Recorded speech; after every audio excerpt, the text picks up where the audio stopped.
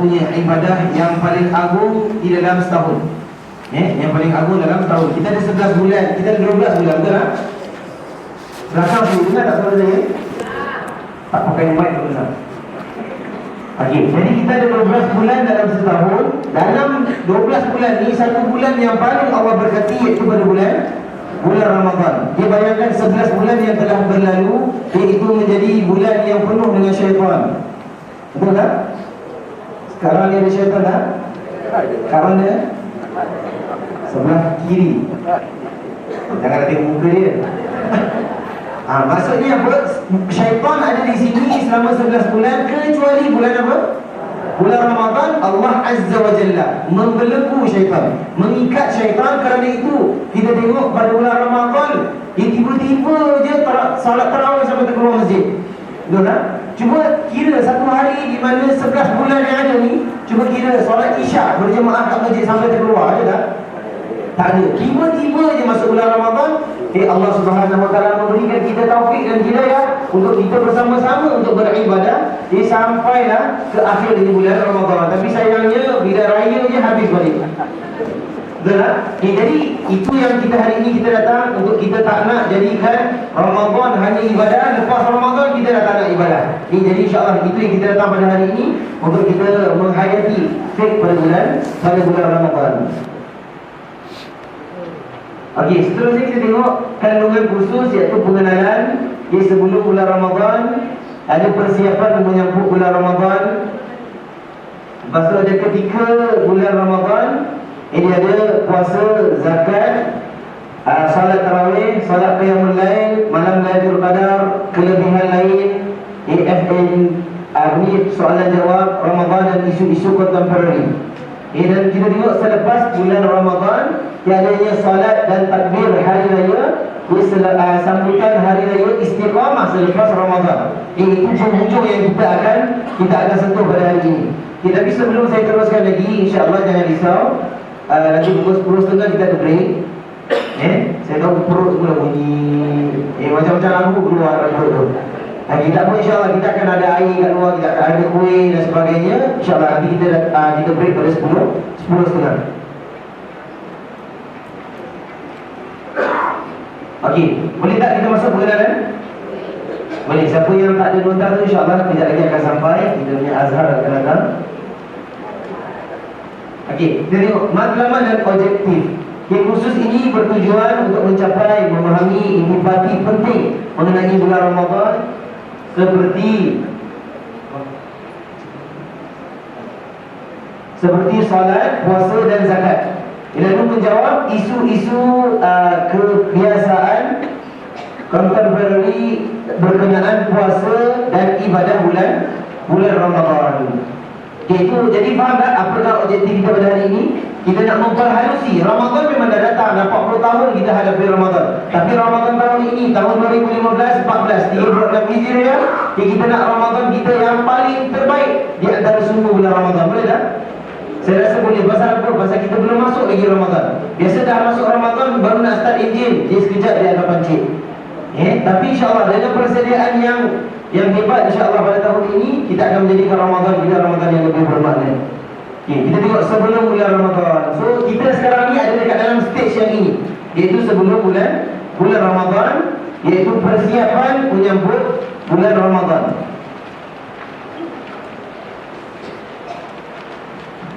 Okey, kita tengok yang pertama, persiapan spiritual, iaitu rohani. Yang pertama, kita kena berdoa kepada Allah Subhanahu Wa Taala, memohon agar dipertemukan bulan Ramadan dan dijadikan yang terbaik. Underline yang terbaik. Tak nak Ramadan je, tapi nak Ramadan yang terbaik. Underline juga tu. Please. Yang kedua adalah meningkatkan pelaksanaan ibadah sunnah seperti solat dan membaca Al-Quran. Tapi jangan lupa, yang sunnah ada ramai yang perlu tingkatkan, tapi yang fardu dia tak buat. Itu yang terbalik. Kenapa kita katakan mempertingkatkan amalan sunnah? Kerana yang fardu tu dah memang fardu. Faham tak? Cuma kita nak add on. Tapi kalau fardu belum betul lagi, so tengok yang fardu dulu baru sunnah. Faham tak? Jangan kita puasa, tetapi tak solat fardu. Solat tarawih pergi, Allah dia belinya. Salat tarawih ini saya nak tanya, sunnah ke wajib? Sunnah. Tapi lebih baiklah dia tak pergi langsung. Okey? Tapi kita nak kena perhatikan yang fardu itu lebih penting. Kerana takkan datangnya sunnah sebelum datangnya fardu.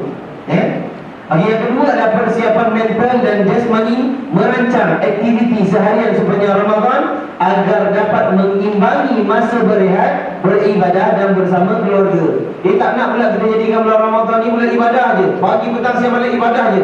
Suami panggil pun tak ada baca Quran. Tak boleh pula, tak boleh pula sedemikian. Kita nak kena imbangkan. Puasa pun puasa, baca Quran pun baca Quran, ibadah pun ibadah, kiranya suami pun ibadah, tapi jangan di pagi hari ya. Seterusnya persiapan ilmu. Inilah hari ini yang kita lakukan, iaitu persiapan ilmu, mengetahui tentang hal-hal yang berkaitan dengan puasa dan Ramadan serta amalan-amalan ibadah sunnah Rasulullah SAW yang betul. Kalau ada siapa baca surat khabar minggu lalu, saya ada quote tentang bagaimana nak mempersiapkan diri pada bulan Ramadan. Ini antara follow up yang ada pada surat khabar tu. Surat khabar tak penting, yang penting ilmu yang kita akan pelajari pada hari ini. Ini yang seterusnya adalah persiapan harta. Ini mempersiapkan wang untuk disedekahkan agar mendapat ganjaran yang lebih banyak di bulan Ramadan. Jadi mungkin tadi kita baca mempersiapkan harta itu untuk hari raya. Itu biasalah kita punya mindset kita tu lah, langsir baru, baju baru dan sebagainya. Tapi bulan Ramadan, raya tu insya-Allah akan datang lah. Kalau tak datang pun dia akan datang. Tapi ibadah iaitu beramal soleh, bersedekah di bulan Ramadan, tak semua yang datang dalam hati. Faham tak? Kerana untuk mendapatkan pahala sedekah harus daripada hati. Baju raya semua akan beli. Ataupun kalau tak beli pun pakai yang tahun lepas punya. Saya pun tak suka beli baju raya banyak-banyak.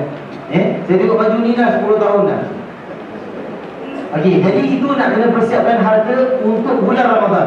Kerana Nabi SAW dalam hadis yang sahih mengatakan Nabi adalah seorang yang dermawan. Bulan Ramadan double dermawan Nabi. Jadi kita kalau bayangkan Nabi punya dermawan, Nabi dah tak banyak harta, betul tak? Nabi nak makan pun kadang-kadang tak ada. Bayangkan, nak makan pun tak ada, tapi Nabi still bagi. Dan Nabi pertingkatkan pada bulan Ramadan itu dua kali ganda. Subhanallah. Lalu kita tengok soal jawab bulan Ramadan. Apakah cara terbaik untuk saya menghayati bulan Ramadan dan menambahkan amalan di dalamnya? Firman Allah Subhanahu wa taala dalam surah Al-Baqarah ayat 185 yang bermaksud bulan Ramadan diturunkan padanya Al-Quran sebagai petunjuk itu dan pembeza di antara yang hak dan yang batil. Seperti mana qari kita dah baca tadi, bahawa Ramadan ini adalah Ramadan bulan yang diturunkan Al-Quran. Bila Ramadan bila Al-Quran diturunkan? 17. Ialah satu riwayat mengatakan 17, ada riwayat mengatakan pada malam-malam Lailatul Qadar dan seterusnya. Yang penting tak payah 17 baru nak baca Quran. Ataupun sempurna nuzul Quran baru nak baca Quran. Tak, kita start daripada sebelum Ramadan lagi. Itu pasal kejap lagi habis kita punya kursus ni, kita akan baca satu juzuk pada hari ini. Boleh tak? Tak boleh, insya-Allah kita warm up hari lain pula. Sesuai dengan bulan Al-Quran ini, maka penghayatannya melibatkan 3 cara.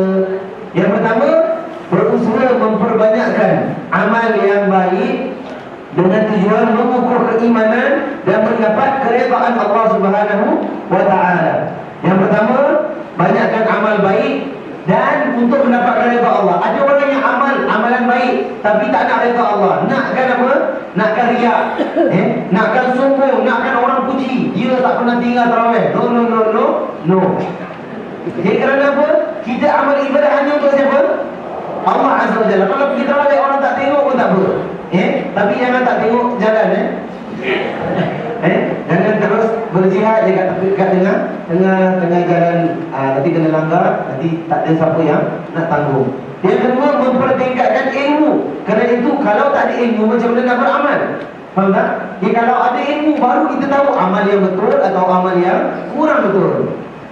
Tidak melalui pembacaan dan pengkajian Al-Quran serta mempelajari sejarah baginda Rasulullah SAW.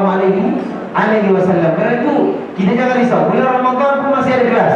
Kalau kita kat Masjid Rawdah memang setiap hari pun ada kelas waktu duha, betul tak? Di hari Isnin ada Ustaz Mahfizah, hari Selasa ada Ustaz, sampai hari Sabtu ada saya. Jadi bulan Ramadan kita tak akan berhenti. Untuk kita terus berilmu. Kerana apa? Kita tuntut ilmu selain bulan Ramadan. Contohnya hari ini, pahalanya dah begini. Tapi kalau kita tuntut ilmu bulan Ramadan, pahala 2 kali ganda. Sampai dalam hadis Nabi SAW mengatakan amalan akan dipertingkatkan sampai 70 kali ganda bila kita menuntut ilmu bulan Ramadan. Boleh tak? Boleh, insyaAllah.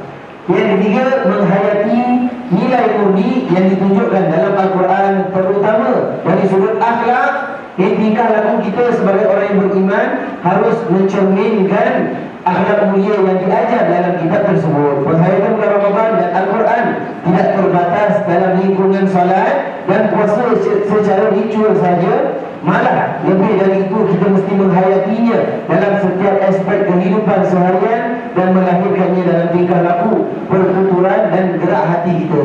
Jadi kesimpulannya, macam mana kita nak jadikan Ramadan lebih bermakna, bukan hanya dengan puasa, bukan hanya dengan solat. Buktikan dengan tingkah laku. Yang dulu, yang sekarang ni belum masuk bulan Ramadan, mengumpat je daripada tadi pagi. Bukan dekat sini bukan dekat sini, dekat tepi road, dekat mana-mana kan, saya tak tahu lah. Jadi ke bulan Ramadan, lagi dah puasa dah, tak makan betul lah.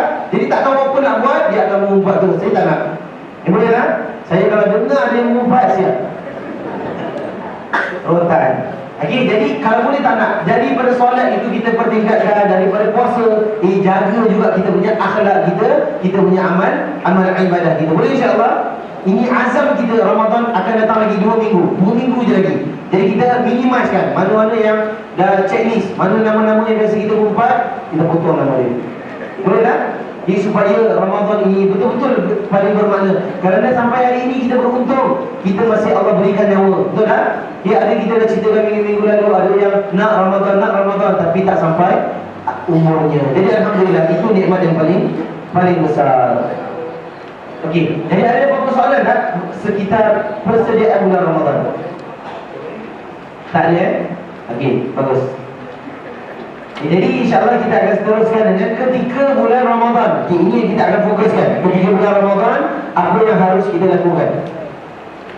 Dalam dia punya temperature okey tak? Sejuk ke panas?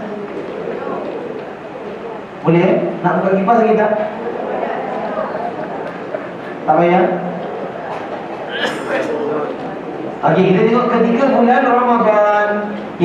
Yang bila masuk di bulan Ramadan, ada orang yang mengatakan ada datang lagi Ramadan ni gerah tu. Betul tak? Rasa macam Allah datang lagi, jumpa lagi bulan Ramadan. Ada yang rasa begitu.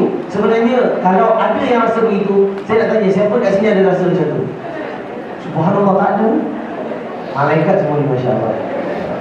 Tapi betul, kita mungkin tak payah angkat tangan pun tak apa. Ini naluri, betul tak? Naluri kita, syaitan yang biasa dah bisikkan, dah biasa menetapkan dalam darah kita ni selama 11 bulan.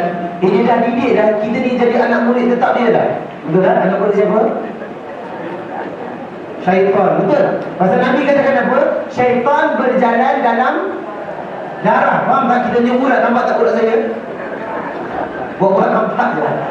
Jadi syaitan jalan dalam darah. Bayangkan, itu nak menunjukkan dekatnya syaitan dengan kita.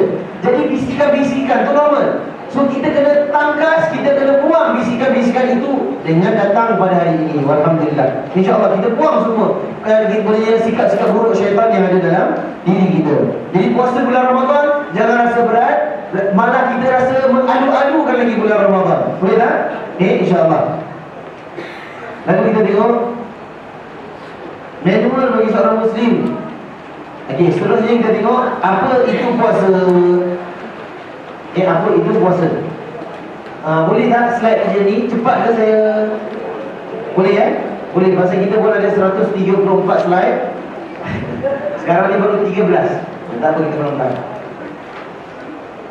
Ada air tak? Cukup minum ni. Dalam dia tengok Ustaz minum. Okey, apa itu puasa? Yang pertama, puasa adalah salah satu daripada rukun Islam. Betul? Rukun Islam yang keberapa? Yang ketiga ke yang keempat? Ada 3, ada 4, mana ada satu ni? Yang ketiga, syahadat an la ilaha illallah wa anna Muhammadar Rasulullah wa iqamus salat wa ita'iz zakat wa shaum Ramadan hajjul bait. Yang keempat, ada dalam hadis dia ada yang dahulu kan, ada yang tak apa. Yang penting dia rukun. So apabila kita sebut rukun tu apa maksud dia? Rukun, apa maksud rukun? Rukun dalam bahasa Arab apa maksud dia? Cikgu? Siapa? Apa maksud rukun? Rukun tu maksudnya tiang. Tiang, betul tak? Kalau kita kat Kaabah tu ada rukun apa? Rukun yang mani, penjuru kat situ ada tiang tu. Maksudnya berdirinya Islam dengan 5 perkara ini. Kalau tak ada salah satu rukun, maka hancurlah Islam. Faham tak? So ini bukan main-main. Ini bukan benda yang sunat, bukan benda yang wajib, malah fardu, malah rukun bagi rukun Islam. Yang kedua, kalau kita sebut dia rukun Islam, apa definisi puasa? So puasa adalah menahan, bulatkan nombor 2 tu. Semua dah dapat belum ke atas? Dah kan? Yang depan tak dapat. Terima kasih. Okey, yang kedua adalah menahan diri daripada makan, minum dan hubungan seksual sepanjang hari dengan berniat. Mereka faham tak? Itu simple. Menahan diri dari makan, minum, makan dan minum.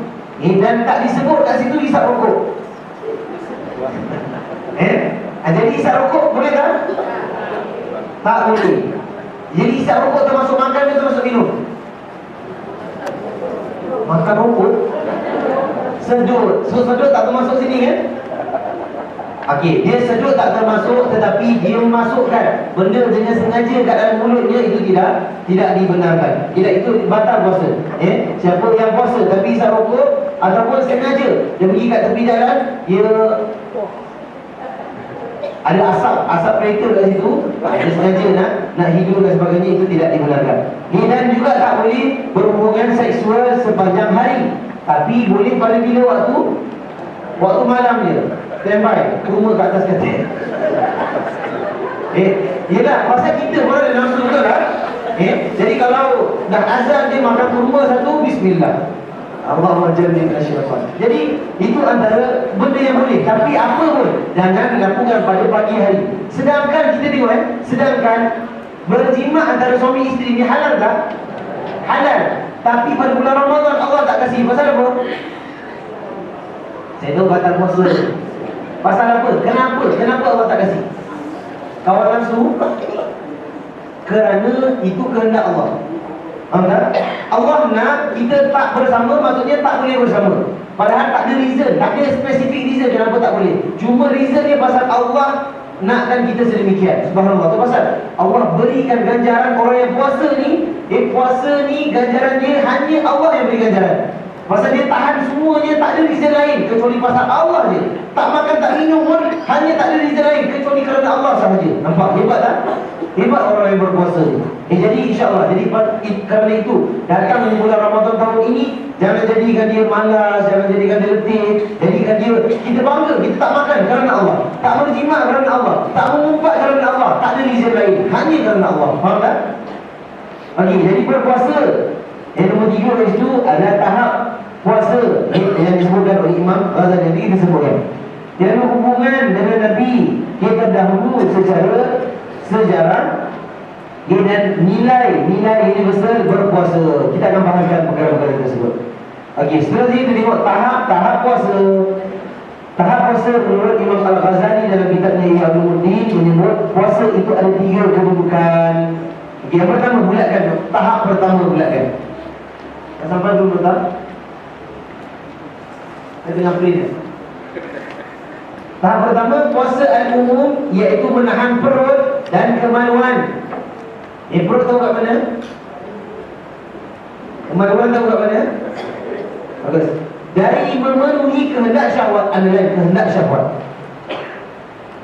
Puasa tahap ini adalah paling rendah, hanya puasa orang awam.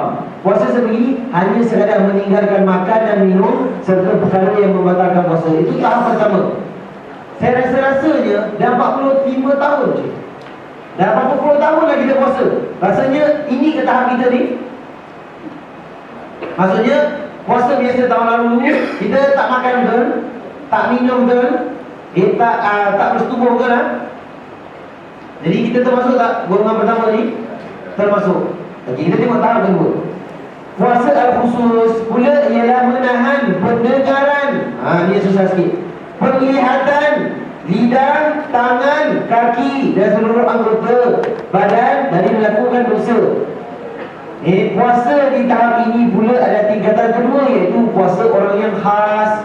Iaitu bagi puasa tahap ini akan cuba menjaga akhlak dan melakukan perkara-perkara sunnah bagi menambahkan lagi kualiti puasanya. Rasanya kita tak dalam nombor dua tak? Tak? Satu kedua kita ni? Satu? Kalau satu tak apa, yang lepas tu yang lepas, betul tak? Orang kata apa? Yang lepas tu jangan dikenang. Air yang tenang jangan disangka. Ada buaya banyak buaya sini. Okey, jadi yang lepas tu biar kita tutup yang lama tu, Ramadan yang lalu. Sekarang kita nak Ramadan yang datang lagi 2 minggu, boleh tak? Kita cuba nakkan yang kedua. Pasal yang pertama tu dah memang every year kita dapat. Kita nak cuba upgrade ke yang kedua, boleh insya-Allah? Itu azam kita pada hari ini. Tahap ketiga, puasa khusus al-khusus. Ialah menahan hati dari keinginan yang buruk. Ini lagi susah. Dan dari memikirkan sesuatu selain dari Allah secara betul. Puasa akan terbatal pada tahap ini lantaran memikirkan perkara-perkara selain dari Allah dan hari akhirat. Okay. Jadi apa pun insya-Allah kita azam tahun ni. Tahu tak azam kita apa tadi? Yang nombor 2, boleh tak? Boleh. InsyaAllah kita cuba sedaya upaya. Kalau kita tak berjaya pun hari pertama, kita cuba hari kedua, cuba hari ketiga dan seterusnya. Lebih baik daripada tak azam langsung. Faham tak? Yang maksudnya kita azam sekarang ni dia dapat pahala, subhanallah. Itu pasal saya tengok kat sini banyak pahala-pahala yang meningkat. Saya tengok dia stack dia. Kalau apa? Azam kita. Faham tak? Itu kerana tu Nabi katakan innamal a'malu binniyat. Sebenarnya amalan itu bergantung pada apa? Pada niat, subhanallah. Jadi mudah-mudahan Allah memberkati niat kita. Okey, seterusnya susah tidak berpuasa. Persoalannya.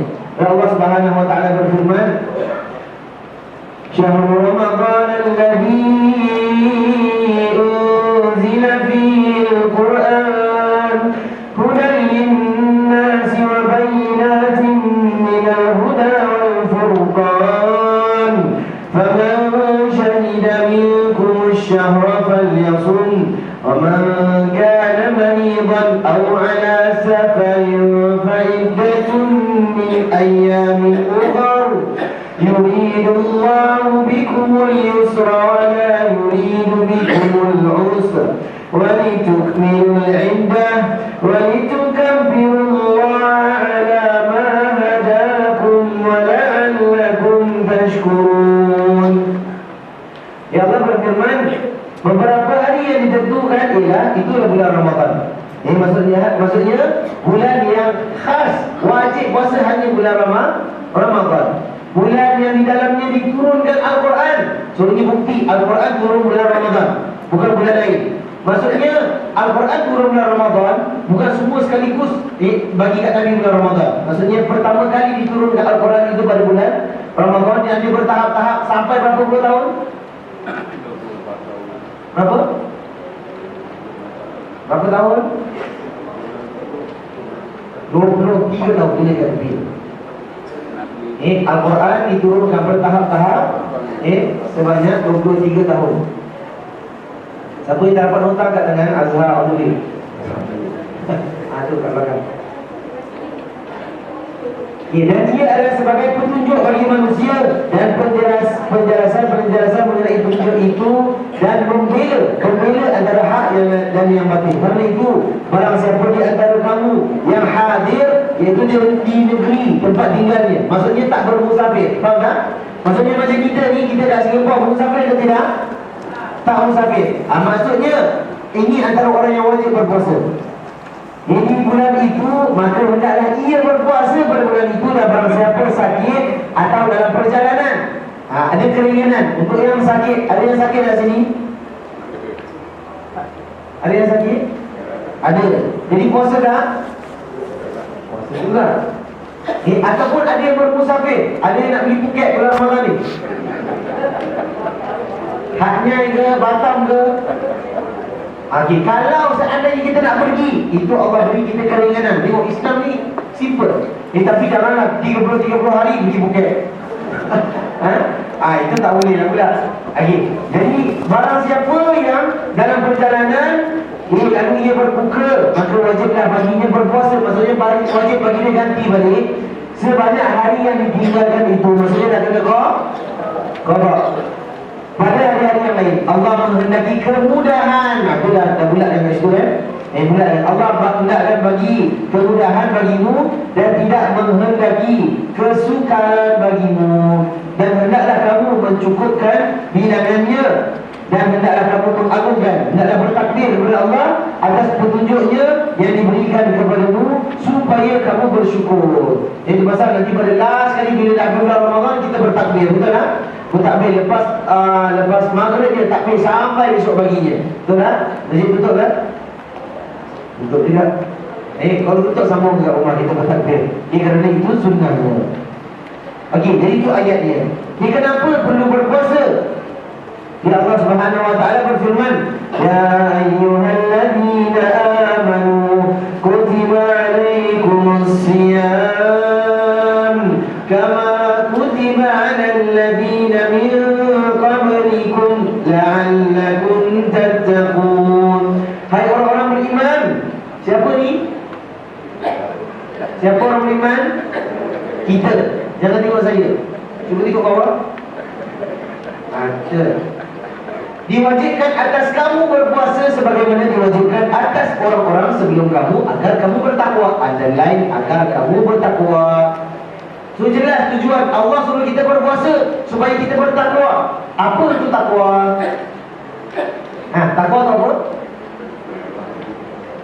Takwa itu adalah mengamalkan apa yang Allah sukai dan menjauhkan apa yang Allah larang. Simple je.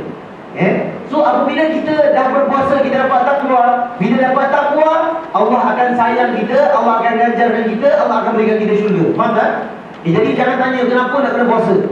Jadi kalau kita ditanya nak jawab apa, puasa Allah suruh buat apa? Allah inginkan untuk kita jadi orang yang bertakwa. Itu simple je. Itu simple. Dan bila dah bertakwa, apa yang kita akan dapat? Akan dapat redha Allah, betul tak? Akan dapat rahmat Allah, akan dapat kemudahan yang Allah akan kasih kepada kita. Seterusnya kita tengok 4 konsep dari surah Al-Baqarah. Yang pertama, hai orang-orang yang beriman. Yang kedua, diwajibkan atas kamu berpuasa. So, beriman, orang yang beriman dia kena puasa. Faham tak? Orang yang tak beriman tak boleh puasa. Ada tak orang kafir berpuasa? Puasa hidup? Puasa kafir? Tak, maksudnya ada tak orang kafir yang pagi sahur macam kita, buka macam kita? Ada. Dia nak try, cuba try test. Dia nak cuba je. Tapi dia diterima tak puasanya? Confirm tak? Dia puasa dah 30 tahun pun confirm tak akan diterima. Kerana dia bukan orang Islam, dia bukan orang beriman. Sebab Allah tak nakkan puasa mereka. Allah nak puasa kita. Tapi yang kita ni yang puasa ni lah yang bentak-bentak akhirnya. Betul tak? So kita ubah. Boleh tak tahun ni? Tahun berapa ni sekarang? 2015. InsyaAllah jadikan satu sejarah yang paling bermakna bagi kita pada bulan Ramadan ini. Boleh? Diwajibkan untuk kamu berpuasa. Bukan sunat Bukan sunat. Diwajibkan kamu berpuasa. Yang ketiga, sebagaimana diwajibkan atas orang-orang sebelum kamu. Maksudnya umat-umat yang terdahulu agar kamu bertakwa. So konsepnya senang. Orang tanya tentang berpuasa, kita jawab surah Al-Baqarah ayat 183. Jadi kita boleh keluarkan 4 poin daripada situ. Kita tengok manfaat sumber ketakwaan. So manfaat kita berpuasa ni adalah sumber ketakwaan, menahan diri dan kesedaran akan kuasa Allah. Faham tak? Maksudnya kadang-kadang kita berpuasa makan suka hati, betul tak? Itu yang sebulan naik 5 kilo, di bulan depan naik 10 kilo dan seterusnya. Jadi kalau bulan yang kita makan boleh naik berat badan, kalau bulan yang tak makan kita boleh turun berat badan. Okey, kita buat Ramadan challenge nak? Okey, saya sekarang berat saya 80. Berat juga kan? Okey, insyaAllah kita tengok bulan nanti pagi raya je kita timbang sama-sama. Boleh tak? Kita try turun ke 10 kilo, 70. Habis, kerding saya nanti. Okay, tak apalah. Kita ikut kita punya pace lah masing-masing, betul tak? Kerana kadang-kadang kita nak puasa nanti dehydrate, lepas tu low blood sugar dan sebagainya. Itu ikut nasihat doktor lah. Cuma kita katakan seandainya kalau tak puasa kita naik berat badan, seandainya kita puasa kita boleh turunkan berat badan. Boleh insyaAllah? Ini agar kita mendapatkan, kita tahu bahawa kuasa Allah. Memang makanan tu itu tak haram, tapi nak menunjukkan kenapa kita tak boleh makan, pasal nak menunjukkan Allah berkuasa. Allah nak apa yang Allah nak, itu menunjukkan Allah berkuasa. Kita tak berkuasa, kita hamba ikut je. Ikut, dan bila kita ikut, kita dapatkan rahmat Allah Subhanahu Wa Taala. Sebenarnya Allah Subhanahu Wa Taala berfirman, Ya ayyuhan nas, inna khalaqnakum min dhakarin wa untha wa ja'alnakum syu'uban wa qabaila lita'arafu inna akramakum indallahi atqakum innallaha alimun khabir. Allah berfirman, sesungguhnya semulia-mulia kamu di sisi Allah ialah orang yang lebih takwanya di antara kamu. Bulatkan takwanya. Belum sampai di atas ni. Masih printing. Yang mana dapat kertas? Yang lain pun dapat kertas kan? Bulatkan. Yang paling bertakwa itu adalah yang paling mulia di sisi Allah. Faham tak? So kita puasa supaya kita takwa. Apabila kita dapat takwa, kita adalah orang yang paling mulia di sisi Allah. Tapi jangan action. Boleh tak? Boleh, jangan action. Siapa paling mulia? Itu pagi kan sekali. No, kita bukan itu untuk tujuan kita. Kita berpuasa, bertakwa antara kita dengan Allah, bukan untuk orang lain. Bukan yang lebih keturunan atau bangsanya. Faham tak? Bukan keturunan Arab. Kalau dia puasa dia lebih hebat dari kita, tak. Walaupun kita ni Jawa, walaupun kita ni Boyan, apa-apa pun bangsa kita tak menjadi masalah. Bugis ke, komunis ke, itu tak menjadikan bangsa adalah orang yang paling bertakwa. Tidak. Orang yang paling bertakwa semua yang kat sini ni. Betul tak? Diri. Betul. Kalau tak bertakwa datang sini dah. Maksudnya orang bukan masuk orang kat luar tak bertakwa. Bertakwa, cuma kita ni lebih sikit lah, alhamdulillah. Betul? Kita ni lebih sikit kerana Allah ringankan kaki kita pergi kat masjid Allah, belajar tentang Ramadan. Siapa nak pergi duduk kelas macam ni? Betul tak? Siapa nak duduk ni? Kita, alhamdulillah. Betul? Ni saya bukan nak puji, tapi saya nak puji. Memang ni pujian daripada Allah, bukan daripada saya. Okey, jadi itu bukan keturunan dan bangsanya. Satu benda pun tak libatkan takwa dia. Yang libat paling yang bertakwa di sisi Allah ada orang yang paling tinggi takwanya, yang paling mulia di sisi Allah. Okey, seterusnya kita tengok perspektif mengenai berpuasa. Yang penting adalah mematuhi. Yang pertama sekali, ada orang yang mengatakan, Ustaz, buktikan saya secara saintifik apa fadilat puasa. Faham tak maksudnya? Maksudnya okey, Ustaz list down apakah kajian yang telah saya buat, kenapa bagusnya puasa. Saya jawab, nak ni. Kerana itu silap konsep dia. Kita buat amal ibadah bukan untuk dapatkan benda-benda lain. Benda lain tu add point kita kepada dia. Jadi kita kalau katakan ada plus point, kita katakan itu boleh kita list down. Tapi yang pertama-tama sekali kita puasa kerana apa? Mematuhi perintah Allah. Faham tak? Kalau kita ditanya kenapa kita kena solat, yang pertama-tama sekali jawapan dia, kita patuh perintah Allah. Faham tak? Jelas tak? Jelas, kita ni hamba Allah. Yang kedua, barulah belajar mengawal diri. Seterusnya memperkukuhkan rohani kita, dalaman kita. Yang keempat, mensyukuri nikmat yang Allah berikan. Mensyukuri nikmat Allah yang berikan. Yang keempat, yang kelima, baru merasakan kesusahan mereka yang kurang bernasib baik dan bersimpati terhadap mereka. Tetapi ini bukan tujuan asal. Faham tak? Walaupun yang kurang nasib baik pun kena puasa tak? puasa juga. So sama, yang kaya pun puasa, yang kurang bernasib baik pun puasa. So itu bukan tujuan asal. Faham kan? Puasa saya katakan tadi, tujuan asal beribadah. Cukup tak cukup, itu nombor dua. Yang Allah akan mudahkan kalau tak cukup, dan Allah akan tambah saat ini kita bersyukur. Yang penting kita yang pertama adalah hamba Allah. Jangan rasa aku tak cukup duit tahun ni, tak payah puasa. Oh tak boleh. Tak boleh. InsyaAllah kalau tak cukup duit, Allah akan berikan rezeki-rezeki yang lain. Kita ada zakat, kita ada fidyah dan sebagainya. InsyaAllah jangan takut tentang rezeki Allah Subhanahu Wa Taala. Okey, seterusnya adalah menyedari nilai bersedekah dan bermurah hati. Kerana bulan Ramadan adalah bulan yang paling diberkati, dan kita kena banyak bersedekah macam mana kita dah sebutkan tadi. Menghayati Al-Quran yang mula diturunkan pada bulan Ramadan, dan menyamai ukhuwah, menyemai ukhuwah bersama orang lain. Apa tu ukhuwah?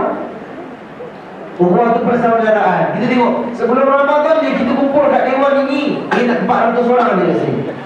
Pagi ini subhanallah ada 400 orang yang berkumpul untuk sama-sama bincangkan Ramadan. Subhanallah, ini satu kejayaan tak?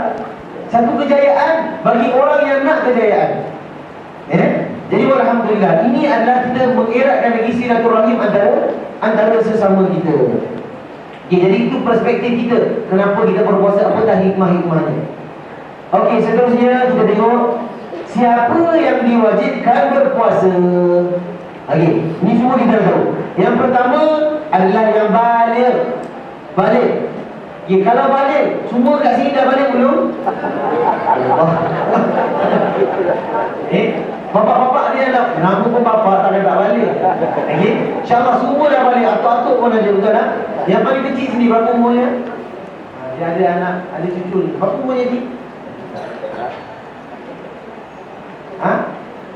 Adik berapa umur saya? Macam ni kat saya. 7 tahun. Jangan marah ya. 7 tahun. Subhanallah, 7 tahun ikut kelas fik Ramadan. Subhanallah. Ini hebat ni orang yang berumur 7 tahun. Kita dah berapa? Baru tahun ni kita nak buat fik Ramadan. Tak apa, alhamdulillah, apa pun tak kisah. Yang penting, yang pertama, yang wajib mana fardu lagi orang yang dah balik. Kalau 7 tahun puasa tu bagus, maksudnya didikan untuk dia. Tapi kalau seandainya dia tak puasa, kita tak payah suruh dia qada. Betul? Yang kita ni yang besar-besar dah berjanggut dah ni, kalau tak berpuasa,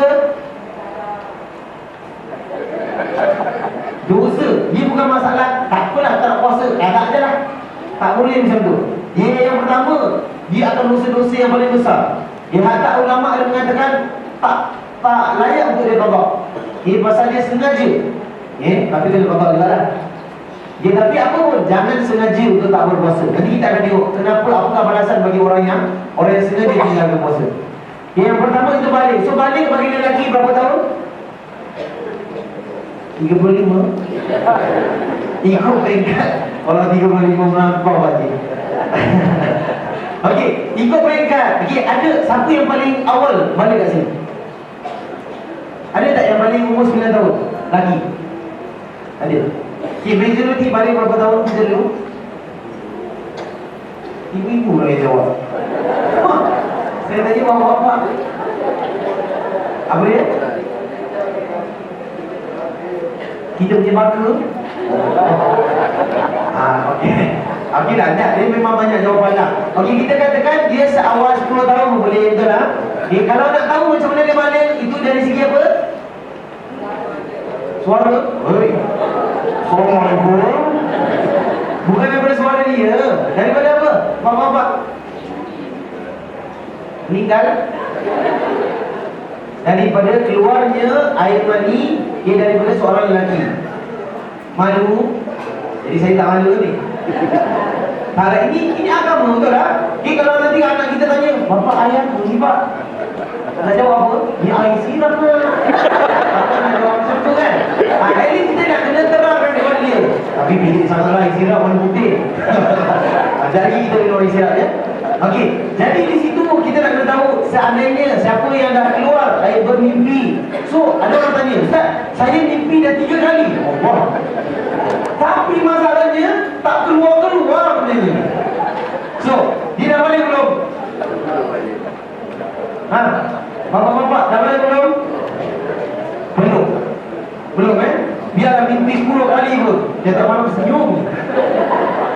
Okey, selagi tak keluar lagi tu boleh balik. Boleh tak? Okey, let's see lah, dah 20 tahun. Tak keluar juga. Degil. Tak keluar juga. So, dia tak payah tunggu sampai 20 tahun lah. Dia cukup, seandainya tak keluar mimpi tapi tak keluar, cukup dengan 15 tahun tepat, dah balik. Kalau tak, untuk lelaki. Okey, kalau untuk wanita pula, bila umur balik? 9. Semua balik 9 sini? Tak, ikut apa? Ikut kesuburan. Kalau tak subur, zuhur. Okey. Tak, maksudnya apa? Ikut bila datang haid ni, betul tak? Dewan datang haid itu ada tak datang haid dalam umur 20 tahun? Ada tak? InsyaAllah tak ada. Pasal haid itu adalah ketentuan bagi semua wanita. Dan bila datang haid itulah waktu balik. Semua kat sini dah balik dulu. Dah sampai dah tak ada. Bagaimana ni? Itu masing-masing dah. Okey, yang pertama, wajib bagi puasa adalah orang yang balik. Okey, yang kedua, berakal tidak gila. Faham? So berakal maksudnya opposite dia gila. So semua kat sini berakal dah? Berakal. Apa definisi tak berakal? Apa definisi tak berakal? Definisi dia adalah nak kena pergi IMH. Untuk nak kena dapatkan surat doktor. Seandainya ada pengesahan kita ni ada something wrong. Kadang-kadang tengok macam sihat je, betul tak? Tengok muka saya macam gini je. Padahal pergi doktor check, oh betul lah, patutlah ustaz dia macam ni. Padahal ada something wrong. Jadi saya tak payah puasa kali. Boleh? Okey, jadi kalau gila tak payah berpuasa. Jangan buat-buat gila je. Bulan Ramadan jadi gila.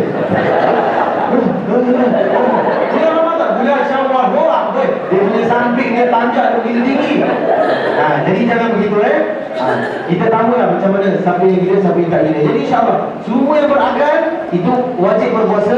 Siapa yang gila tak wajib berpuasa. Faham tak? Jangan paksa dia puasa. Kau mana dia orang gila tapi tak nak puasa. Astagfirullah. Itu tak boleh Dia tak, kalau dia tak berakal tu tak wajib pun padanya. Seandainya dia buka dan memang dia kena buka. Jadi kalau dia nak puasa pun tak sah puasanya. Okey, yang ketiga ada orang yang sihat. Boleh? Siapa yang sakit tak wajib berpuasa. Okey, siapa yang sakit? Please angkat. Sakitnya itu di mana? Oh, bagi pakcik-pakcik. Subhanallah. Apa ni? Nah, okey, siapa yang sakit maksudnya sakit kronik, sakit kronik antaranya sakit buah pinggang, antaranya sakit dialisis, cuci darah dan sebagainya, itu antara sakit kronik yang tak diwajibkan berpuasa. Tak diwajibkan puasa. Tapi seandainya dia mampu untuk ganti, dia kena ganti. Seandainya tak mampu baru dia bayar fidyah. Ataupun sakit dalam keuzuran. Dia sakit dalam keuzuran. Ataupun sakit yang terlantar dekat hospital. Memang nak kena makan pun nak kena ikut queue, betul tak? Kalau ada banyaklah definisi penyakit. So kalau kita sakit tangan, kena puasa tak? Dan sakit saya tu sini lah kat sini. Tengok kau macam buruk kan? Wah, ini tak payah puasa lah kat sini. Itu tak boleh lah. Maksudnya yang sakit betul-betul yang tak ada kesembuhan. Ataupun kalau dia tak buka puasa, itu istilah dia. Dia sakit-sakit, seandainya tak buka puasa dia akan memudaratkan dirinya. Itu yang tak payah berpuasa. Tapi bukan daripada subuh. Apa maksudnya? Maksudnya dia kena puasa asalnya kalau tengah hari sakit baru dia buka. Dia bukan subuh. Aku tahu subuh jadi mesti aku sakit. Jadi kita tak puasa dulu awal-awal. Itu tak boleh. Yang keempat, bersih daripada haid, wiladah dan nifas. Okey. Kita bila datang haid? Bila datang haid? Bila dia datang lah. Bila datang. Ini khas untuk wanita. Untuk laki-laki jangan tiba-tiba saya uzur hari ni Ustaz. Ada tiba-tiba banyak je orang keluar bapak-bapak ni. Dia tak ada tak ada istilah. Kecuali kalau orang yang luka dan sebagainya, itu lain kes. Jadi orang yang haid, wanita, kalau dia puasa pun tak sah. So dia nak kena keluar, kena qada. Boleh tak? Kalau rasa dia haid pada bulan Ramadan, jangan rasa Allah tak best dia. Aku haid pada bulan ni. Jangan rasa tak best. Best tak best itu bukan urusan kita. Kerana Allah dah tetapkan semua bagi wanita itu adalah orang-orang yang mendapatkan kitaran haid ya, sama ada bulan Ramadan atau keluar dari bulan Ramadan. Ia begitu juga dengan darah wiladah dan darah nifas. Wiladah tu bila? Waktu bersalin. Nifas? Nifas lepas bersalin. Jadi kalau dalam pantang darah apa? Darah tinggi. Apa pula darah pun. Yang penting ada je 3 darah ni, jadi tak boleh berpuasa. Boleh insyaAllah? Okey, seterusnya bagaimana nak puasa? Okey, yang pertama adalah niat. Iaitu sebelum terbit waktu fajar. Boleh tak? Ini niat. So kita dah faham niat puasa macam mana? Nawaitu raf'al. Niat puasa macam mana? Niat dah. Kalau tak hafal Arab tak apa. Dia ada orang cakap dengan saya, Ustaz, saya tak puasa dah 30 tahun. Pasal apa? Tak hafal niat dia. Dia tak payah tunggu nak kena hafal. Dia sekadar besok kali puasa, itu je dah niat. Itu je dah niat. Tak payah spesifik. Kalau boleh nak spesifik, boleh terpulang pada masing-masing. Tapi kalau dah tahu besok aku nak puasa, itu dah niat dah. Macam kita katakan nak masuk toilet. Bila last masuk toilet? Tadi pagi lah. Nak kena cakap tadi pagi. Jadi contoh kita nak buang air kecil. Apa niatnya? Sahaja aku buang air kecil, duduk 2 minit kerana Allah. Dia tak payah niat yang spesifik. Faham tak? Maksudnya kita tahu je kita nak puasa besok, itu pun dah cukup untuk kita niat. Tapi kalau siapa nak baca niat dan sebagainya, itu terpulang insyaAllah. Tapi yang penting kena hadirkan niat sebelum puasa. Faham tak? Sebelum fajar. So ataupun automatik, maybe kita tidur malam tu, lepas maghrib tidur sampai bangun pukul 8 pagi. Contohnya lah. So niat tak? Niat. Maksudnya dia kadang-kadang kita tahu bulan Ramadan ni memang sepanjang Ramadan kita kena puasa. Itu pun kita katakan niat untuk sebulan. Faham tak? Itu pun dah cukup dah. Untuk tak payah kita nak tahu besok mesti nak kena niat baru dan sebagainya. Itu boleh. Tapi seandainya kalau everyday kita boleh perbaharui niat pun bagus. Tak jadi masalah. Yang kedua, dan lepas tu bersahur. Sahur ni sunnah dia pun lambatkan ke cepat kan? Lambatkan sahur. Maksudnya azan pukul berapa sekarang? Hari ni azan pukul berapa tadi pagi? 5.35. So paling lambat kita sahur pukul berapa? 5 suku 4.30 5.30. Allah, ini bahasa kan boleh 5.30 ni sebut. Ada makan apa? Kurma je nak mengunjah je dah. Dah 2 syurul. Okey, lalu saya rasa waktu yang ideal untuk kita bersahur adalah 4.45. Itu bagus. Pasal kita nak makan pun tak nak nojok betul lah. Itu bukan gagah, itu jadi kita makan 4.45 tu pun dah cukup dah. Makan perlahan-lahan. Kalau kita pun pagi-pagi tak akan nak makan rendang betul lah. Mesti makan bubur contohnya lah. Ataupun makan kurma. Kerana Nabi katakan tasaharu. Nabi katakan bersahurlah. Walaupun kita dah kenyang, sahurlah. Tak apa, minum air pun tak apa. Makan kurma sebiji-biji pun tak apa. Kerana Nabi katakan fa inna fis sahuri barakah. Sebenarnya pada sahur itu adanya keberkatan. Maka kalau orang tak nak tak lapar pun tak apa. Yang penting bersahur. Kalau dia nakkan keberkatan tu, boleh tak? Dilambatkan sahur. So kalau masuk waktu imsak, macam mana? Waktu imsak kena keluarkan tak daripada mulut? Baru dimakan kita keluarkan. Jadi waktu imsak tu hanya waktu berjaga-jaga. Tapi waktu yang betul-betul tak boleh bila azan. Faham tak? Kalau imsak tu maksudnya standby tu, bersihkan dalam mulut kan, kita nak gosok gigi, kita nak buat apa. Tapi jangan jadikan imsak je keluar kan, batal tu puasa. Tak boleh macam tu lah. Kita nak kena lambatkan sikit bersahur, itu sunnahnya.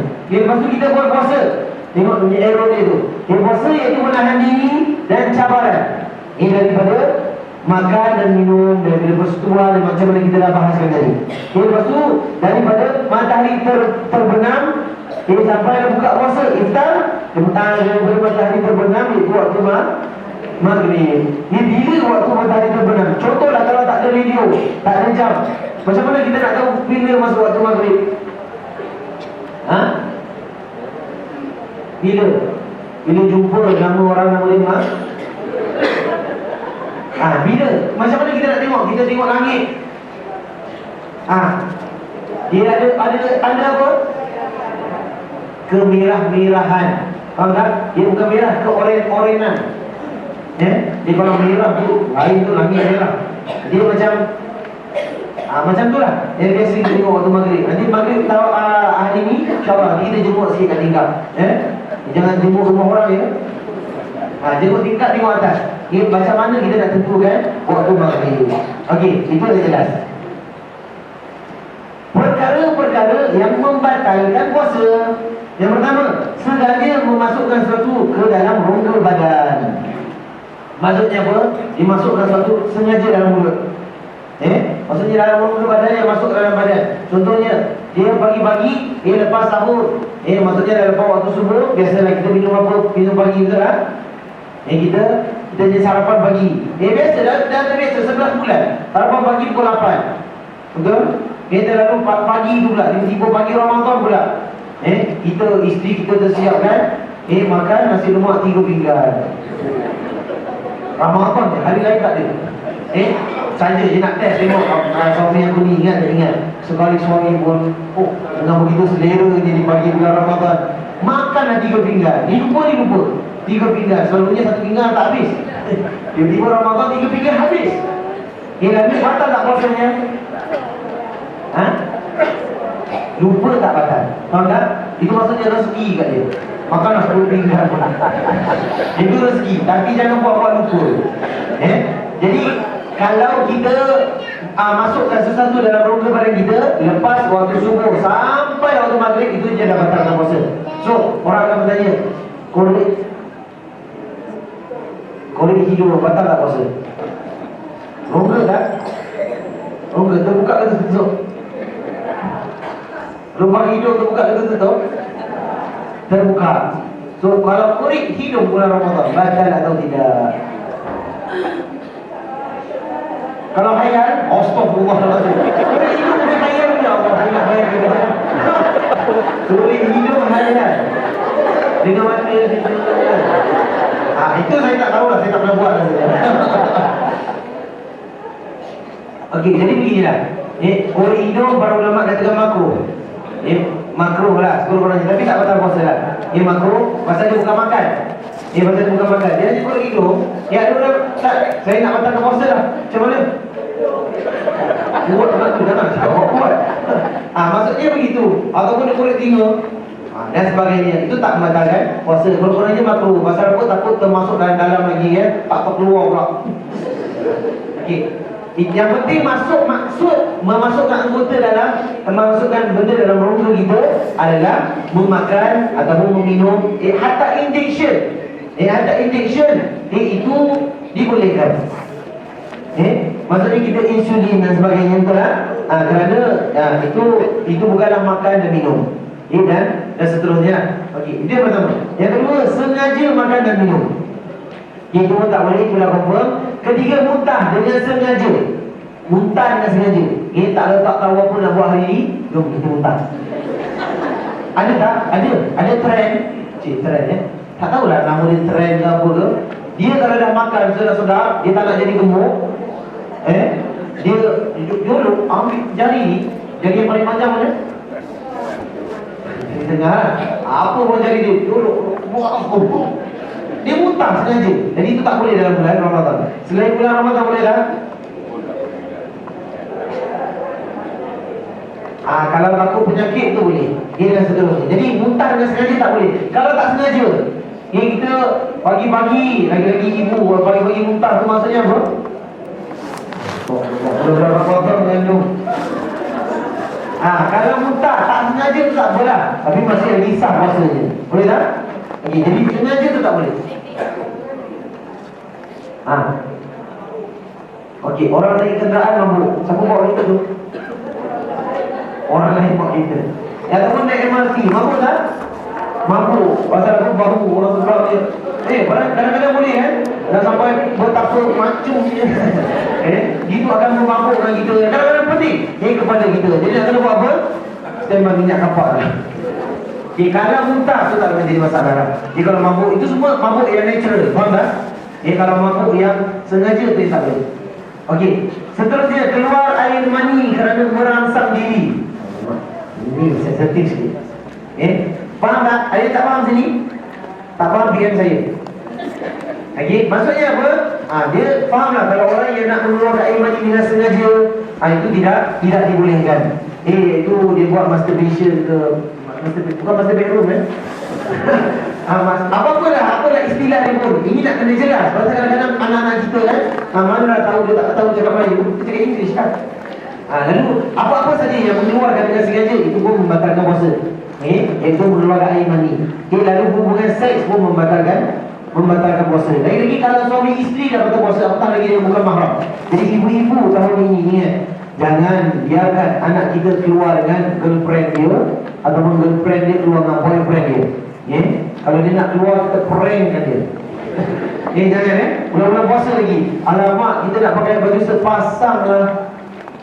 Kita bagi 2 pasang. Jangan. Ini dah bulan puasa, syaitan tak ada. Kalau kita galakkan anak-anak kita macam tu, lagilah kita yang syaitan dia. Jangan, please. Kalau dia nak buat luar kawalan kita, itu antara dia dengan Allah. Tapi kalau kita tahu, kita kena marah. Boleh tak? Tapi jangan pukul bantai lah. Marah cukup. Dia pun dah besar. Jadi apa pun, jangan nak rasa romantik. Jangan nak rasa nak sepasang. Itu semua jangan. Kerana ini larangan. Itu masa kita datang hari ini untuk ubah Ramadan kita pada tahun ini. Boleh insyaAllah? Boleh. Jangan kita boleh buat. Okey, seterusnya kita tengok haid, wiladah dan nifas. Tadi dah kita dah bahaskan. Seterusnya adalah hilang akal, pun kita dah bahaskan. Tidak sedarkan diri, pingsan. Pingsan itu pun membatalkan puasa. Dan yang terakhir adalah murtad. Murtad tahu? Murtad adalah keluar daripada Islam. Ini contohnya baru-baru ni kita dengar dalam surat khabar ada apa? Ada muka saya. Tak tahu muka saya murtad. Adanya fahaman Ahmadiyah ni. Dia puasa tak sah. Siapa yang nak convert masuk Korea ni, puasa dia tak sah, pasal dia murtad. Muiz dah state, kalau tengok dekat web Muiz, dia ada state bahawa dia bukan daripada golongan orang Islam. So kalau bukan orang Islam, orang kafir. Dan tengok kubur mereka tak sama dengan kubur kita. Kalau tengok tak kubur dalam benar. So kalau kubur tak sama, dan macam orang kafir, memang orang kafir pun. Ini kenapa kita kena cakap. Pasal ada ramai yang terpengaruh. Pasal dia bahaskan tentang Al-Quran. Biasalah kalau kita sebut tentang Al-Quran, hati kita lembut sikit. Tapi sayang, salah. Nak tanya kita ada klinik Quran kat sini. Banyak lagi benda yang kita boleh amalkan. Jangan sekali-kali kita ikut ajaran yang salah. Lagi-lagi telah difatwakan sesat oleh MUIS. Boleh tak? Boleh. Jadi kita bendung perkara tersebut. Okey, seterusnya tertinggal puasa. Tertinggal puasa ada 3 hukum. Yang pertama kena qada, iaitu ganti selepas Ramadan. Jadi 1 hari yang tertinggal, 1 hari yang diganti. Itu yang wajib. Jadi tahun lepas jadi minggu. Dah ganti belum?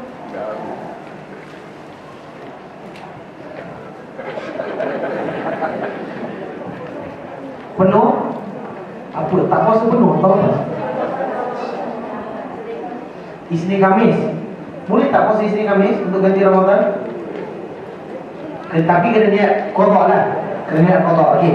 Jadi kena ganti puasa 1 hari tak puasa, 1 hari kena ganti. Itu semua faham kan? Okey. Itu yang pertama kena qada. Qada ni bagi orang yang sakit yang boleh ganti, ataupun qada ni bagi orang yang haid, orang yang nifas, orang yang wiladah dan seterusnya.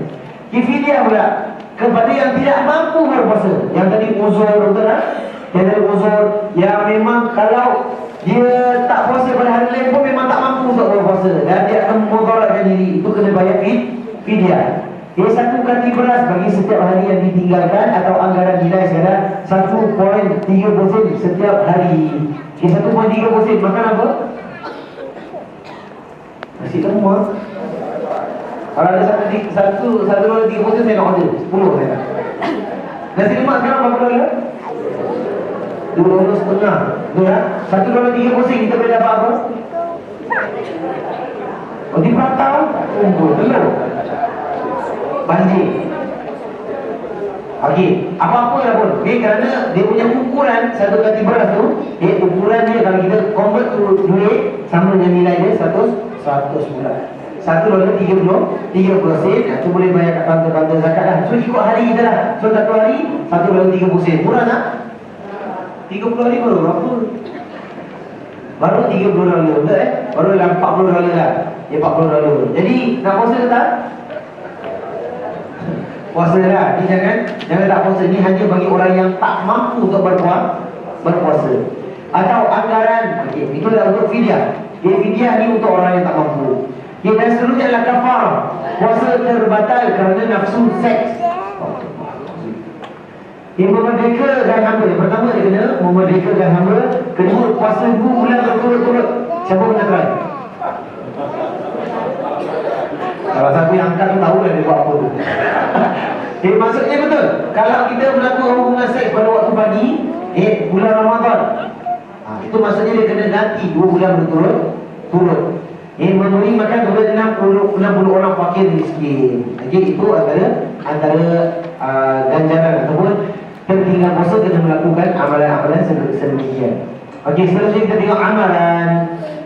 Dalam Sahih Bukhari, Imam Nabi SAW mengatakan, siapa yang meninggalkan puasa sehari dalam bulan Ramadan tanpa sebab, underline tanpa sebab, underline tanpa sebab, atau bukan kerana sakit, puasa selama-lamanya tidak dapat menggantikan hari tersebut. Ini ancaman dia. Sebab ada ulama yang saya katakan tadi, ulama katakan tak boleh pun dia ganti kalau dia tak puasa dengan sengaja. Memang tak layak untuk diganti. Faham tak? Mana boleh kalau gitu, semua orang tak puasa dah, saja je nak ganti. Boleh tak? Tak boleh. Asalnya memang tak boleh. Kecuali ada uzur. Kerana ini antara ancaman dia. Jadi jangan sekali-sekali kita puasa suka-suka. Hari ni nak puasa, tak nak puasa, tak payah puasa. Kalau orang kerja kontraktor, ada tak kerja kontraktor ni? Tak ada. Betul kan? Orang kerja panas tadi, betul tak? Yang sampai melibatkan dia kena buka puasa. Seboleh tak? Boleh. Itu para ulama katakan dia dibolehkan. Kerana seandainya tak buka, dia pengsan. Faham tak? Dan seandainya kalau tak kerja, tak boleh juga, betul tak? Kerana kewajipan dia mencari nafkah dan sebagainya. Itu dia nak kena cari hari yang lain untuk diganti dan seterusnya. Okey, seterusnya kita tengok 5 hari yang diharamkan. 5 hari yang diharamkan untuk kita berpuasa. Yang pertama, hari raya puasa. Jangan jadi terlalu alim pula. 1 Syawal kita nak puasa juga. Alang-alang ni kita nak puasa. Puasalah sekali Ustaz. Biarlah orang makan kuih tak, saya tak heran. Lemah lah, letaklah depan mata saya, makan depan mata saya. Saya tak heran. Iman di sini. Iman dia kat situ. Tapi iman salah. Faham tak? Itu pasal kita kena belajar supaya kita dapat amalan kita diterima. Kita jangan asal rasa boleh, bagus je kita buat. Jadi itu yang salah. Malah kita puasa haram pula, dosa pula yang kita puasa. Yang kedua adalah Aidil Adha, hari raya haji. Yang seterusnya adalah Hujur, hari Tashriq. Itu adalah hari-hari di mana hari-hari yang diharamkan untuk berpuasa. So soal jawab Ramadan, bilakah niat puasa itu patut dilakukan? Niat puasa boleh dijatuhkan selepas masuk waktu maghrib hingga ke sebelum waktu subuh keesokan hari yang sebelum berpuasa. Itu jelas. Antara soal jawab lagi, apakah niat untuk bersahur dan berbuka di dalam bahasa Rumi dan apakah maknanya? Sahur dan berbuka puasa tidak memerlukan niat. Yang diperlukan niat adalah ibadah puasa itu sendiri. Faham tak? Faham tak sekali? Sahur dan berpuasa tidak memerlukan niat. Yang diperlukan niat adalah ibadah puasa itu. Oleh kerana sahur dan buka puasa adalah aktiviti makan dan minum, maka doa makan dan minum juga boleh dibaca sebelum sahur dan waktu berbuka puasa. Pada waktu buka boleh ditambah doa yang dimaksud, ya Allah, kerana-Mu aku berpuasa, denganmu aku beriman, dan dengan rezekimu aku berbuka. Jadi antara biasa kita baca doa buka puasa apa? Apa dia? Allahumma laka sumtu wa bika amantu wa ala rizqika aqtartu birahmatika ya arhamar rahimin. Ataupun kalau kita tengok dalam buku, yang saya bagi buku doa tu, cuba tengok dalam buku tu dia ada doa dia. Nabi SAW bacakan zahaba dhama'u wa batallatil uruqu wa sabatal ajru insyaallah. Keluarkan buku, keluarkan page berapa? Ada yang tak dapat buku? Tak bawa apa hari ni? Bawa diri amboi. Page berapa? Kalau siapa yang ada buku doa tu, page berapa? 19 berapa? 192. Ada tak doa buka puasa kat situ? Ada. Apa doa dia? Zahaba dhama'u wa batallatil uruqu wa thabatal ajru insyaallah. Itu pun boleh doa dia. Okey? Itu doanya sampai daripada Nabi sallallahu alaihi wasallam. Okey. Itu nanti itu kepekkan page dia. Yang supaya nanti sebelum buka kita boleh baca. Balik rumah. Page berapa? Warna itu. Jadi tulis kat tepi. Siapa yang tak bawa buku tu tulis kat tepi tu. Buka page warna itu, buku doa yang pernah saya kasih, untuk kita amalkan dengan lebih. Okey. Seterusnya, jika saya membatalkan puasa saya pada bulan Ramadan tanpa keuzuran, apa hukumnya? Jika anda membatalkan puasa anda tanpa sebarang keuzuran, anda dikira berdosa kerana telah melanggar salah satu rukun Islam. Anda perlu bertaubat. Ambil. Itu nombor satu. Tulis. Nombor satu. Yang pertama harus bertaubat.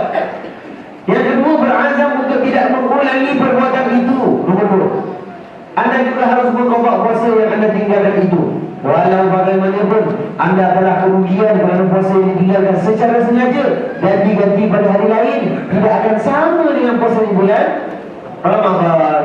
Dari Abi Hurairah radhiyallahu anhu berkata Rasulullah SAW bersabda, siapa yang berpuasa satu hari pada bulan Ramadan tanpa ada rukhsah keringanan dan tidak juga kerana sakit, dia tidak akan dapat menggantikan puasa yang ditinggalkan itu sekalipun dia berpuasa seumur hidup. Tapi ini dengan sengaja. Jadi kalau haid itu semua tak ada masalah. Jangan semua hidup. Okey, dapur apa?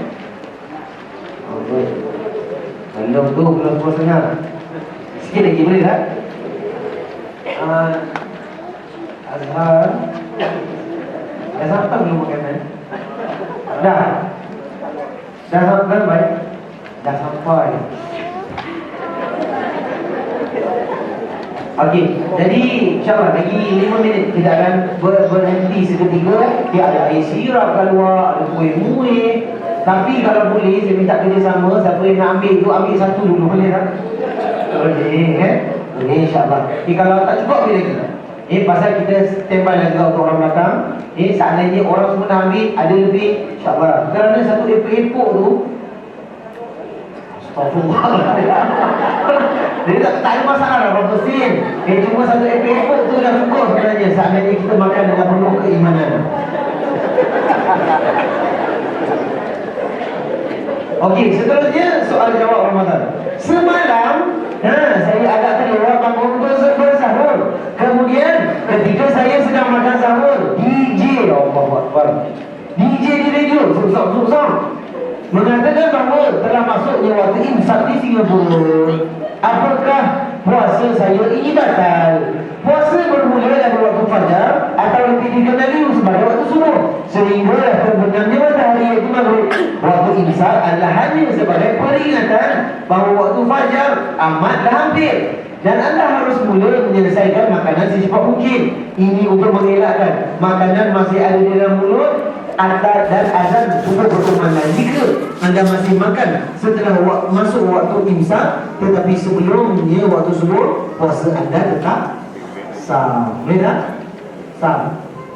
Okey, seterusnya saya akan belayar ke luar negara pada bulan Ramadan yang akan datang. Bagaimanakah puasa saya? Betul tak? Siapa yang akan belayar? Gimana?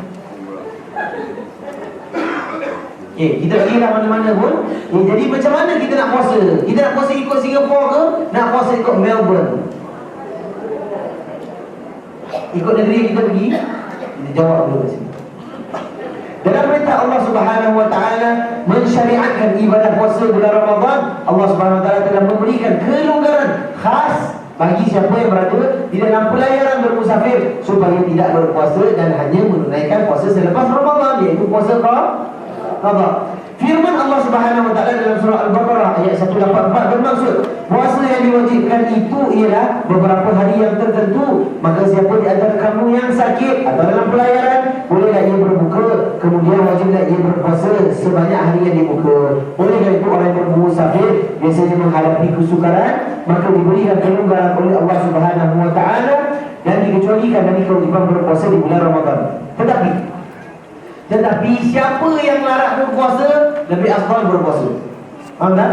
Kerana walaupun boleh, memang boleh kita ganti pada selain bulan Ramadan, tetapi fadilat dia tak sama. Betul tak? Dia puasa bulan Ramadan, dia punya keberkatan dia, betul? Kerana kita kalau nak travel sekarang bukannya penat sangat, betul? Kita pergi airport, balik-balik pun tunggu, check in, tu pun tolak bag, itu pada troli dan sebagainya, naik flight duduk, lepas tu dia punya stewardess offer pula air. Haus tak? Haus. So waktu tu boleh buka ke tak boleh buka? Kalau dia offer air, boleh buka tak? Boleh seandainya kita nak, walaupun tak penat. Tapi saya katakan afdalnya kita puasa. Faham tak? Kalau tak rasa memudaratkan, kalau aku tak minum air ni pun tak apa, boleh je kita teruskan berpuasa. Kerana takkan sama punya ganjarannya. Tapi kalau orang lain nak buka, jangan tutup pula. Ni tak boleh tahan lah dia. Oh, boleh kita pula. Ini sikit bagaimana punya. Itu tak boleh Itu dia tak nak puasa, itu hak dia dan itu dibolehkan untuk dia. Tapi untuk kita nak puasa, serahkan kita puasa. Kerana Nabi SAW pernah sekali dengan dalam perjalanan bersama para sahabat, ada yang buka, ada yang puasa. So, tapi waktu tu dalam keadaan yang betul-betul dah penat, Nabi marah. Siapa yang tak buka, itu antara orang yang tak baik. Pasal memang waktu tu keadaan dia kritikal. Dia kena puasa, dia kena buka. Lepas tu tapi ada keadaan lain pula, Nabi tak buka pun, Nabi tetap berpuasa walaupun dia dalam berpergian. Jadi itu antara benda yang kita kena highlightkan. Okey. Dah belum? Dah Okey, insya-Allah. Lelaki keluar pintu mana? Boleh tak buka pintu depan ni? Buka pintu situ. Okey. Perempuan keluar ikut mana suka. Okey. Jadi begini. Beginilah. Kita keluar, kita minum air, kita makan kuih. Sekarang ni pukul 10.30. Kita masuk balik kat sini dalam pukul 10.32. Makan satu epok je tadi. Lari je 20 minit. Okey, tak apalah. Kita bagi masa dalam sampai 10.45. Boleh tak? Nak pergi toilet ke, nak pergi exercise ke, nak pergi solat duha ke apa ke, silakan. InsyaAllah 10.45 kita jumpa balik insyaAllah. So lelaki dekat dalam bilik kuih, perempuan dekat tepi ofis.